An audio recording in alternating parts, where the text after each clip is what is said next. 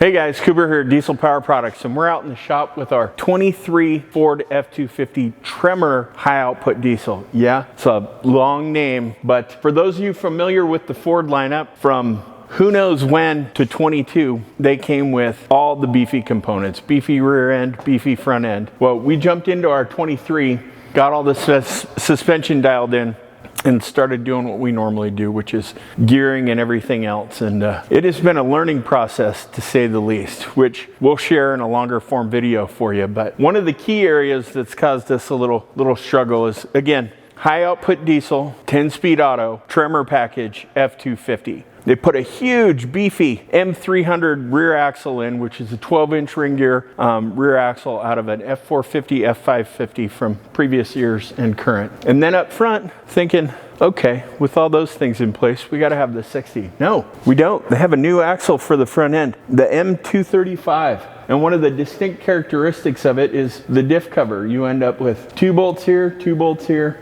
2 bolts here, 2 bolts here, as opposed to the 60, which has the single bolts on either side.